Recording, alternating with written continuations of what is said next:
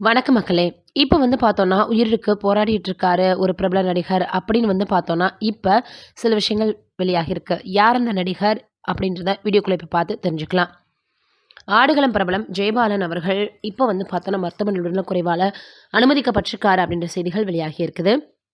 குடும்பத்தினர் யாருமே இல்லாம தனியாக தவித்து வராரு அப்படின்னு சொல்லி வந்திருக்கிறாங்க.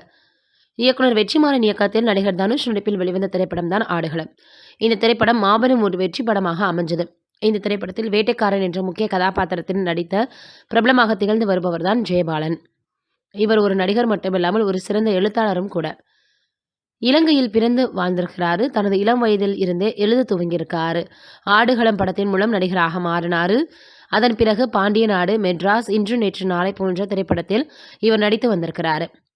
இப்படி இருக்கக்கூடிய நிலையில தற்போது உடல்நிலை சரியில்லாமல் இருப்பதாக தகவல்கள் வெளியாகி இருக்குது. மேலும் ஆபத்தான நிலையில உயிருக்கு போராடிட்டு இருக்கார் என்ற செய்திகளும் வந்திருக்கு. இவருக்கு கல்லீரலில் ஏற்பட்ட பிரச்சனை தான் காரணம். உடல்நிலை சரியில்லாமல் மருத்துவமனையில் அனுமதிக்கப்பட்டிருக்கார். மேலும் இவருடைய குடும்பத்தினர் பிரான்ஸ் நாட்டில் இருப்பதால் இவர் தற்பொழுது தனியாக தான் இருந்து வந்துட்டு இருக்காரு அப்படின்றது குறிப்பிடத்தக்கது. இப்ப இவரை பார்த்துக் கொள்வதற்கு கூட ஆள் இல்லாமல் ரொம்பவே கஷ்டப்பட்டு வந்துட்டு இருக்காரு அப்படின்ற செய்திகள் சமூக வலைதளங்கள்ல வெளியாகி இருக்குது.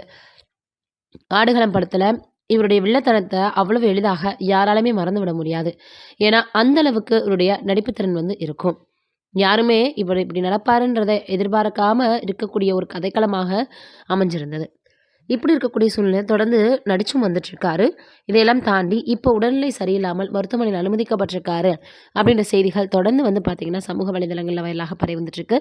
நம்மளுடைய சார்பாகவும் இவருடைய உடல்நிலை சீக்கிரமே சரியாகணும் அப்படின்னு கடவுள்கிட்ட வேண்டிக்கலாம். இத பற்றி நீங்க என்ன நினைக்கிறீங்க? அப்படின்றத மறக்காம கீழ இருக்கக்கூடிய கமெண்ட் பாக்ஸ்ல சொல்லுங்க. நன்றி, வணக்கம்.